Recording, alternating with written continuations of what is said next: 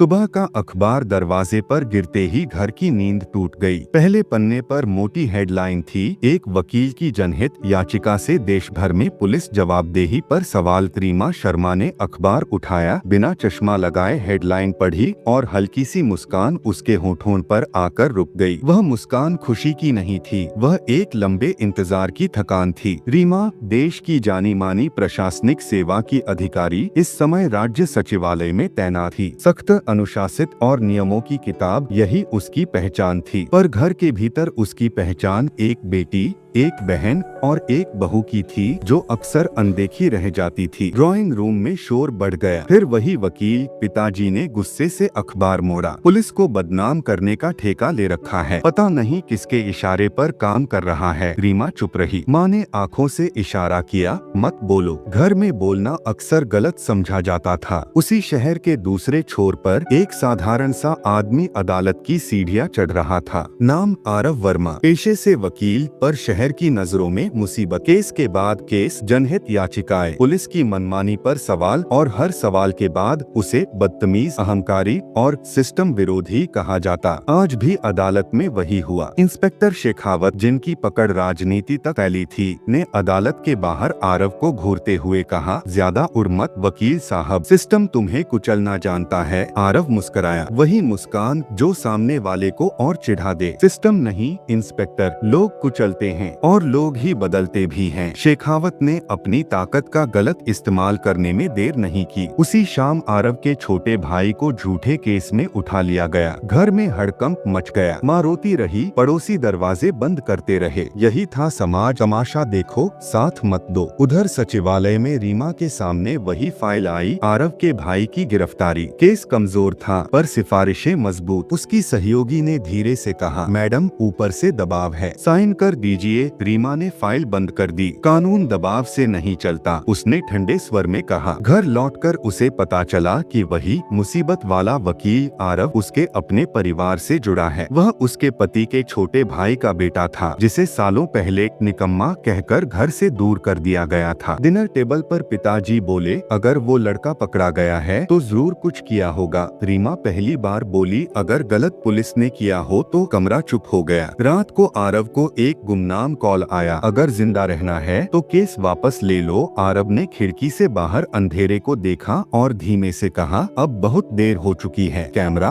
कहानी यहीं रुकती है जब रीमा के टेबल पर एक पुरानी फाइल खुलती है। फाइल के कवर पर लिखा है, एक नाम, केस न 1998, आरव वर्मा, असली पहचान गोपनीय। रीमा के चेहरे पर हैरानी, डर और संकल्प तीनों एक साथ। क्या आरव सिर्फ एक आम वकील है? उसकी असली पहचान क्या है और क्यों हिलने वाला है पूरा सिस्टम? रात के सन्नाटे में रीमा शर्मा की आंखों से नींद कोसों दूर थी। टेबल लैंप की पीली रोशनी में वह पुरानी फाइल फिर से खोल चुकी थी। केस न 1998, आरव वर्मा, असली पहचान गोपनीय। फाइल के पहले पन्ने पर एक बच्चे की धुंधली तस्वीर थी। नीचे लिखा था, मुठभेड़ में मारे गए पुलिस कांस्टेबल का बेटा। गवाहों की सुरक्षा के कारण पहचान बदली गई। रीमा का हाथ कांप गया। तो ये वही बच्चा है, उसने खुद से कहा। उसके दिमाग में 20 साल पुरानी यादें कौंध गई। एक ईमानदार पुलिस कांस्टेबल जिसने अपने ही थाने के इंस्पेक्टर पर फर्जी एनकाउंटर का आरोप लगाया था। कुछ ही दिनों बाद वह नक्सली मुठभेड़ में मारा गया। केस दबा दिया गया, गवाह गायब हो गए और उसका परिवार इतिहास। रीमा को अब समझ आ रहा था कि आरव सिर्फ सिस्टम से लड़ने वाला वकील नहीं था, वह सिस्टम की सबसे गहरी गलती का जिंदा सबूत था। उधर आरव पूरी रात थाने के चक्कर काटता रहा। भाई को न मिलने दिया गया, न कोई जानकारी। इंस्पेक्टर शेखावत ने साफ कह दिया, जब तक तुम्हारी अकड़ नहीं टूटेगी लड़का अंदर ही रहेगा। आरव की आंखों में गुस्सा था पर आवाज में ठहरा, आपने मेरे पिता के साथ भी यही किया था इंस्पेक्टर, फर्क सिर्फ इतना है तब मैं बच्चा था। शेखावत एक पल के लिए सन्न रह गया। तुम्हें ये सब किसने बताया? आरव बिना जवाब दिए मुड़ गया। जवाब देना अब जरूरी नहीं था। अगली सुबह सचिवालय में हड़कंप मच गया। रीमा ने आधिकारिक तौर पर केस की समीक्षा के आदेश दे दिए थे। राजनीतिक गलियारों में फोन घनघनाने लगे। एक मंत्री ने सीधा कहा, शर्मा जी ये केस मत छेड़िए, पुरानी बातें हैं, ऊपर तक नाम जाएंगे। रीमा ने शांत स्वर में जवाब दिया, अगर ऊपर तक गंदगी है तो सफाई भी वहीं तक होगी। घर में माहौल और ज्यादा तनावपूर्ण हो गया। पति ने कहा, तुम जानबूझकर हमारे ही परिवार को मुसीबत में डाल रही हो। रीमा की आंखें भर आईं, पर आवाज मजबूत रही, मैं कानून के साथ खड़ी हूँ, चाहे वो कोई भी हो। इसी बीच मीडिया में एक वीडियो वायरल हो गया, आरव की जनहित याचिका का हिस्सा, जिसमें उसने देश भर में पुलिस हिरासत में मौतों के आंकड़े सार्वजनिक किए थे। लोग पहली बार सवाल पूछने लगे थे। सड़कों पर चर्चा थी, ये वकील कौन है, इतनी हिम्मत कहाँ से लाता है। लेकिन हिम्मत की कीमत भी चुकानी पड़ती है। रात को आरव के घर पर छापा पड़ा, कागज उल्टे गए, फाइलें ले जाई गयी। जाते जाते एक सिपाही ने धीमे से कहा, साहब ऊपर से आदेश है, आपको तोड़ना है। उसी समय रीमा को एक गुप्त रिपोर्ट मिली। रिपोर्ट में साफ लिखा था, इंस्पेक्टर शेखावत उसी फर्जी एनकाउंटर केस में मुख्य आरोपी था, जिसे कभी बंद कर दिया गया था। रीमा ने कुर्सी से उठते हुए कहा,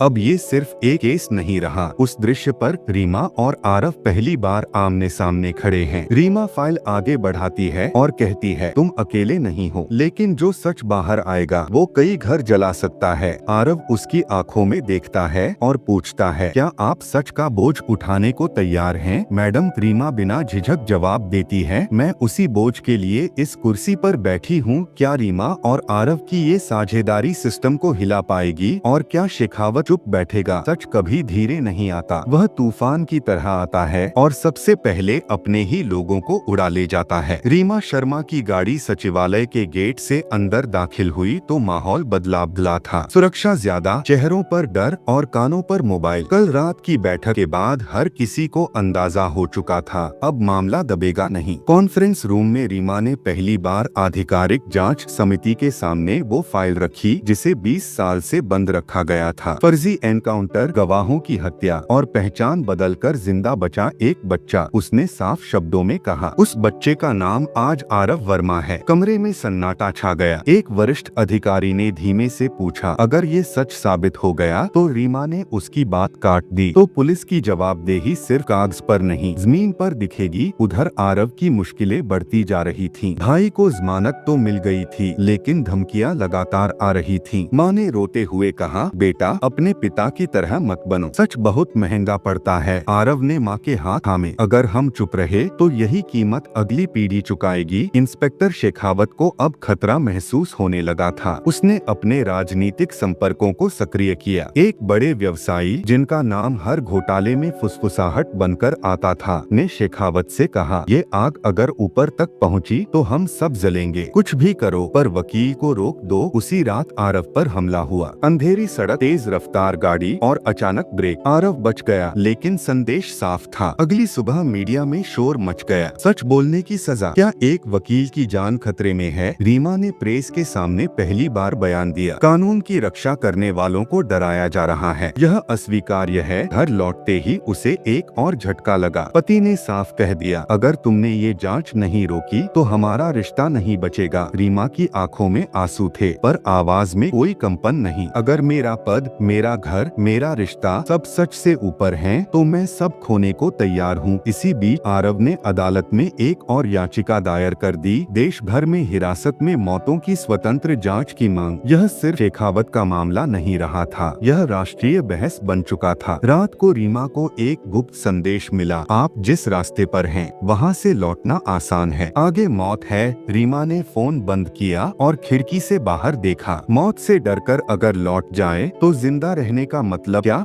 इंस्पेक्टर शेखावत को पता चलता है कि उसकी एक पुरानी वीडियो रिकॉर्डिंग सामने आने वाली है, जिसमें वह एनकाउंटर का आदेश दे रहा है। वह बड़बड़ाता है, ये वीडियो आरव के पास कैसे पहुंची? उसी पल स्क्रीन कट होती है। आरव एक पेन ड्राइव हाथ में लिए खड़ा है और कहता है, ये सिर्फ शुरुआत है। क्या यह सबूत शेखावत को बच निकलने देगा या गिरफ्तारी की तरफ ले जाएगा? और रीमा कितना खोने के बाद भी सच के साथ खड़ी रह पाएगी? पेन ड्राइव अब सिर्फ एक डिवाइस नहीं थी, वह सत्ता की नींद हिलाने वाला हथियार बन चुकी थी। सुबह होते ही सचिवालय में अफरा-तफरी मच गई। रीमा शर्मा के कार्यालय के बाहर मीडिया की भीड़ थी, अंदर फोन लगातार बज रहे थे। एक ही सवाल, क्या सरकार अपने ही सिस्टम पर कार्रवाई करेगी? रीमा ने पेन ड्राइव को फॉरेंसिक जांच के लिए भेज दिया था। रिपोर्ट साफ थी, वीडियो असली था, बिना किसी छेड़छाड़ के। उसमें इंस्पेक्टर शेखावत एक युवक को सबक सिखाने की बात कर रहा था और वही युवक बाद में एनकाउंटर में मरा दिखाया गया। अब मामला सिर्फ पुलिस का नहीं रहा था। वीडियो में एक राजनीतिक नेता की आवाज भी थी, धुंधली पर पहचानने लायक। उधर शेखावत पूरी तरह बौखला चुका था। उसने अपने रसूख का आखिरी दांव खेला। अगर मैं गिरा तो बहुत लोग साथ गिरेंगे, उसने एक मंत्री को धमकाते हुए कहा। मंत्री ने ठंडे स्वर में जवाब दिया, डूबता आदमी दूसरों को पकड़ता है, शेखावत हमें नहीं। उसी शाम शेखावत के खिलाफ निलंबन का आदेश जारी हो गया। शहर में हलचल फैल गई। कुछ लोग खुश थे, कुछ डरे हुए। आरव को पहली बार लगा कि उसके पिता की मौत यूं ही नहीं जाएगी, लेकिन कीमत अभी बाकी थी। रीमा के घर पर छापा पड़ा, आधिकारिक नहीं, अघोषित। फाइलें उल्टी गईं, निजी जिंदगी को सवालों में खड़ा किया गया। सोशल मीडिया पर अफवाहें फैलाई गईं। क्या रीमा शर्मा सत्ता का दुरुपयोग कर रही हैं? क्या यह निजी बदला है? पति ने थककर कहा, अब बस करो, तुम सही हो सकती हो पर दुनिया सही नहीं है। रीमा ने शांत होकर जवाब दिया, अगर दुनिया गलत है तो किसी को तो सही खड़ा होना होगा। उधर आरव के सामने सबसे बड़ा खुलासा होने वाला था। एक रिटायर्ड अधिकारी उससे मिलने आया, वही जो सालों पहले गवाह था और डरकर चुप हो गया था। उसने कांपती आवाज में कहा, तुम्हारे पिता ने मरने से पहले एक स्टेटमेंट रिकॉर्ड कराया था, वो रिकॉर्ड आज भी मौजूद है। आरव की आंखें भर आईं। तो सच पूरी तरह मरा नहीं था। रिकॉर्डिंग में साफ कहा गया था, अगर मैं जिंदा न रहूं तो समझ लेना कि मैंने झूठे एनकाउंटर का विरोध किया था। अब सच के टुकड़े जुड़ने लगे थे, लेकिन सत्ता आखिरी वार करने से पहले नहीं रुकती। रात को रीमा को सरकारी आदेश मिला, तुरंत ट्रांसफर, दूर, बहुत दूर। स्पष्ट संदेश था, हद में रहो। रीमा ने आदेश पढ़ा, फिर मुस्कुराई। अब देर हो चुकी है। वह सीधे मुख्यमंत्री कार्यालय पहुंची और पूरे सबूत के साथ इस्तीफा पेश कर दिया, साथ में एक सार्वजनिक बयान, मैं पद छोड़ रही हूँ। चुप्पी नहीं। इधर आरव ने अदालत में सबसे बड़ा कदम उठाया, अपने असली नाम और पहचान के साथ हलफनामा। पूरा देश जान गया वह उसी शहीद पुलिसकर्मी का बेटा है जिसकी मौत को झूठ कहा गया था। एपिसोड का आखिरी दृश्य, इंस्पेक्टर शेखावत को गिरफ्तार किया जा रहा है। भीड़ में कोई फुसफुसाता है, अब ऊपर वालों की बारी है और कैमरा कहानी रुकती है उस फाइल पर जिस पर लिखा है, विशेष जांच, राजनीतिक संलिप्तता।